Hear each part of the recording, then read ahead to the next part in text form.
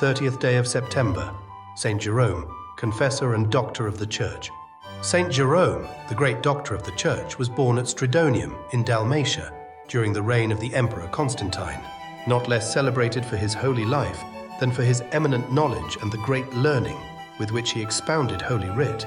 St. Jerome was also a most heroic and victorious combator of heresy and an unwearied defender of the truth of the Catholic faith. He received his first instructions in science at Rome. An insatiable desire thoroughly to study all branches of knowledge led him to different lands to become a disciple of the most famous teachers. Hence, he made such progress in science that the most learned men, even the popes themselves, asked his advice in various matters, especially when they experienced difficulty in expounding Holy Writ. Having returned from Greece, whither he had gone in search of knowledge, he went to Syria, partly to study still more, partly to visit the holy places. Meeting a great many monks there, he became acquainted with the holy life they led and resolved to leave the world also, and live in solitude in order to serve God more faithfully and be undisturbed in the reading of learned and pious works. 4 years he remained there, in deep solitude and great piety. His only garments were made of sackcloth, his bed was the bare ground, and his pillow, a stone. His fasting was so severe that, according to his own words, his whole body was emaciated, and his bones were covered only with skin. God permitted him, notwithstanding these austerities, to be for some time most fearfully tormented by terrible temptations. All that he had seen at Rome, in the theatres and other places, came before his eyes.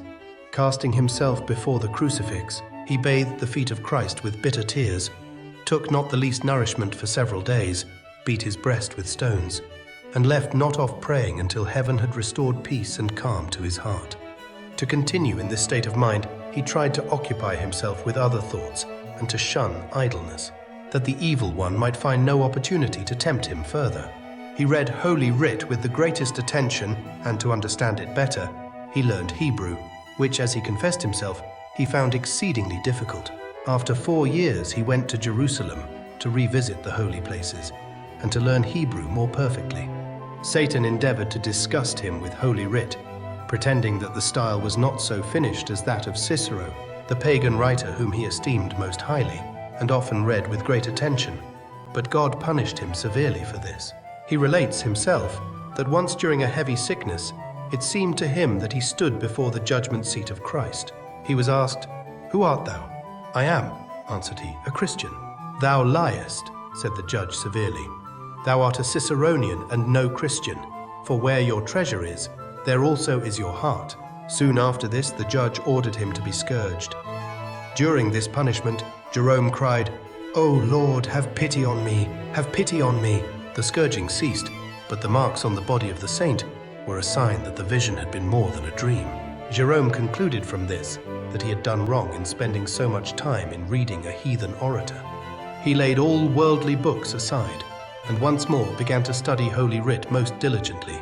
He also translated many books of the Holy Scriptures from the Hebrew into Latin, and corrected others according to the Greek version, and added to all most learned commentaries. At the age of 30 years he was ordained priest by Paulinus, Bishop of Antioch, but would never consent to charge himself with a parish, because he desired to give all his time to the expounding of the Holy Scriptures. During the reign of the Holy Pope Damasus, Jerome went with several bishops to Rome, where the Pope employed him in some very important affairs. At the request of the Holy Father, he instructed several of the nobility, whom he led to great holiness. The most known among them were St. Paula and her daughter Paulina, St. Marcella, Eustochium, Rufina, Blesilla, Albina, Acella, and Laeta. He also preached frequently at Rome and censured, with Christian liberty, the vices and abuses of the Romans. But his teaching those above mentioned, as well as his sermons, caused him much suffering, especially after the death of St. Damasus. Although the holy man defended his honor, which was severely attacked by some wicked people, he nevertheless, in order not to be disturbed in his work on the gospel, returned to Palestine, taking some persons with him who had determined to make their dwelling there. The holy widow, Paula, also left Rome and went with some other women to the Holy Land, and built at Bethlehem, near the manger of the Saviour, a monastery in which the saint led a religious life with those who submitted themselves to his rule. This was the origin of the celebrated religious order, which still bears the name of Saint Jerome. The saint himself gave his brethren the brightest example in all virtues, but besides this, he labored zealously for the welfare of the Catholic Church. At that time, several new heretics attacked the Catholic faith with great fury. Among these were Vigilantius, Helvidius, Pelagius, and Jovinianus. Saint Jerome opposed all, refuted their heresies, and defended the Catholic faith by many written works. No enemy of the Church came forth, whom this holy man did not immediately challenge and defeat. Hence, he is rightly called the hammer of the heretics and the protector of the Catholic truth. No danger, no threats of the heretics, no persecution, not even death itself, could deter him. "The dog barks to protect his master," said he. "And shall I not speak to defend my God? I can die, but I cannot be silent." All heretics feared him, but all true Catholics loved and honored him, not only in Palestine, but in every part of the Christian world. Many traveled from distant lands to Bethlehem to see so renowned a man. Although Saint Jerome was so great in the eyes of the world, he was too deeply humble not to avoid all vain glory. He says in a letter that from childhood he had shunned nothing more than pride and haughtiness, as they draw down the hatred of God.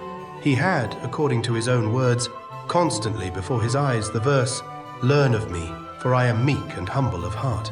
In explaining the gospel, he never followed his own judgment alone, but first prayed fervently to God to enlighten him, and then asked the opinion of other learned men. To remain humble, he frequently remembered his sins, as he himself confessed, and exclaimed with the psalmist on bended knees, and while shedding bitter tears, "O Lord, remember not the sins of my youth and my ignorance." Although he led so austere and holy a life, yet his dread of the last judgment and of hell was extremely great. His fear of the former he explains in these words, "As often as I think of that terrible day, my whole body trembles. I may be eating or drinking or otherwise employed, but I seem always to hear the terrible sound of the trumpet of the last day.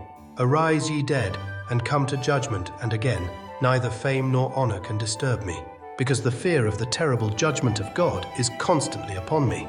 In regard to his fear of hell, he confessed that the principal reason for which he had concealed himself in a dark cave, fasted so strictly, and practiced other penances, was his fear of hell. "For fear of hell," he writes, "I have condemned myself to such a dungeon." This double fear kept the holy man, so celebrated in the whole Christian world, humble, and led him in the sure way to heaven. Saint Jerome reached a very great age, although his body was so weakened by his many labors that long before his death he was unable to rise, or even to turn from one side to the other. But even then he still instructed others, and, not being able to write with his own hand, he dictated several books in defense of the Catholic faith. When at last a fever was added to his weakness, he knew that his death was approaching, and prepared himself for his last hour by devoutly receiving the holy sacraments. He manifested great joy in contemplating the eternal happiness to which he hourly came nearer. Those with him, especially his spiritual children, he exhorted with great zeal to love God and their neighbor, and then calmly gave his soul into the keeping of him for whose honor he had labored and suffered. His holy body was buried with great solemnities at Bethlehem, not far from the manger of the Lord, but was afterwards, together with the holy manger, transported to Rome.